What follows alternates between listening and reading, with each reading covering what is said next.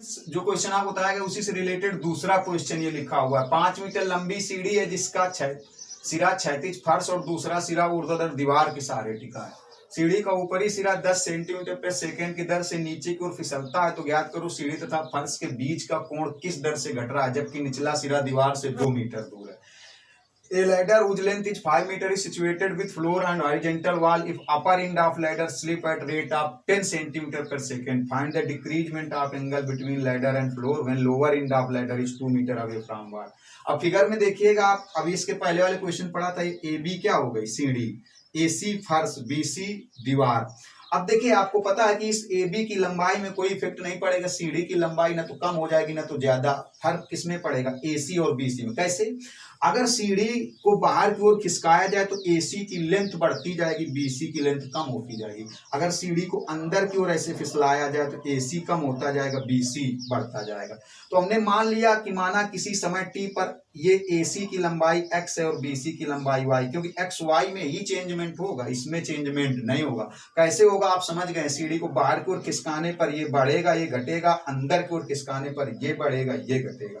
अब हमें दिया क्या गया है, देखिएगा वैल्यू कहा गया सीढ़ी का ऊपरी सिरा 10 सेंटीमीटर प्रति सेकेंड की दर से नीचे की ओर फिसलता है। सीढ़ी का ऊपरी सिरा कौन है, बी। ये जब नीचे की ओर फिसलेगा तो वाई में जो चेंजमेंट होगा वृद्धि ना होकर क्या हो जाएगी, कमी, ये बीसी की लेंथ कम होती जाएगी। तो वही ऊपरी सिरा 10 सेंटीमीटर प्रति सेकेंड की दर से नीचे की ओर फिसलता है, मतलब किसमें चेंजमेंट दिया गया, वाई में। और किसके रिस्पेक्ट में, समय के। तो वाई का differentiation with respect to T, time के रिस्पेक्ट में, डीवाई अपॉन डी टी कितना है, माइनस। माइनस क्यों, क्योंकि ये लेंथ बढ़ करके ना बढ़ेगी नहीं, क्या होगी, कम होगी, इसलिए माइनस।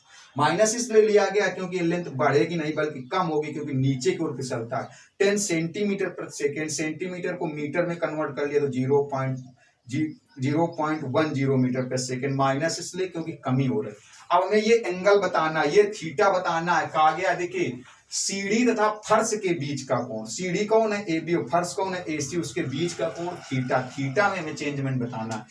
तो हमने in triangle A B C में साइन थीटा लिया क्योंकि हमें थीटा में चेंजमेंट बताना है। तो साइन थीटा इक्वल टू क्या हो जाएगा, परपेंडिकुलर अपॉन हाइपोटेनस, मतलब लंब बटे कर्ण, वाई अपॉन 5। इसका डिफरेंशिएशन किया गया, differentiating with respect to t, t के सापेक्ष अवकलन साइन थीटा का कास थीटा, और थीटा का फिर होगा टी के सापेक्ष D theta upon d T. अगर थीटा के ही सापेक्ष करते तो यहाँ 1 हो जाता, 1/5 का होगा नहीं, वाई का अवकलन टी के सापेक्ष डीवाई अपॉन डी टी। हमें वैल्यू किसकी बतानी है, D theta upon d T. D theta upon d T मतलब थीटा में चेंजमेंट किसके रिस्पेक्ट में, टाइम टी के रिस्पेक्ट में। हमने आपको बताया था अगर किसी के रिस्पेक्ट में पर्टिकुलर ना दिया जाए तो समय के रिस्पेक्ट में होगा, क्योंकि यहाँ पर जो चेंजमेंट है वो भी टाइम के रिस्पेक्ट में, तो थीटा में भी जो चेंजमेंट होगा वो टाइम के रिस्पेक्ट में।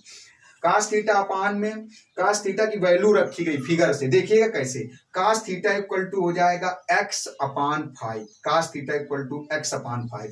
तो कास थीटा की जगह x अपान 5 ये निकल आया, 1/5 dy अपान dt की वैल्यू दी गई है, ये वैल्यू रख दी गई यहाँ पर, dy बाई dt की वैल्यू रख दी गई। अब इसके बाद 5 से 5 क्या कर दिया गया, कैंसिल, माइनस 0.10 अपान x की वैल्यू भी दी गई। x क्या है बताइए, x सीढ़ी का निचला सिरा दीवार से कितनी मीटर दूर है। तो हमें देखिए D theta upon d T angle में चेंजमेंट उस समय बताना है जब सीढ़ी का नीचे वाला सिरा दीवार से 2 मीटर दूर है। सीढ़ी का नीचे का सिरा कौन हुआ, ए, और दीवार कहां पर, सी पर। तो जब सीढ़ी का निचला सिरा दीवार से 2 मीटर दूर है, मतलब जब x की वैल्यू 2 मीटर है तब D theta upon d T की वैल्यू बतानी। तो x की जगह हम लोग कितना लिख देंगे, 2 कैलकुलेशन करने पर माइनस 0.05 रेडियन पर सेकेंड। यहाँ पर माइनस साइन केवल ये शो करता है कि थीटा में जो चेंजमेंट है वो वृद्धि ना होकर के क्या होगा, कमी होगा। अब आप लोग चाहें तो इसका स्क्रीनशॉट ले सकते हैं, और अगर ये पढ़ाया हुआ समझ में आया हो तो इसको लाइक करें, शेयर करें, सब्सक्राइब करना ना भूलें। अगर मेरा पढ़ाया हुआ आपको समझ में आया हो तो आप मेरे चैनल को लाइक करें, शेयर करें और सब्सक्राइब करना ना भूलें। सब्सक्राइब इसलिए करें ताकि अगले वीडियो की नोटिफिकेशन आप तक पहुंच सके। ये मेरा व्हाट्सएप नंबर है, अगर आपकी कोई प्रॉब्लम्स है मैथ से रिलेटेड तो आप इस व्हाट्सएप नंबर पे जाके पूछ सकते हैं। Thank you.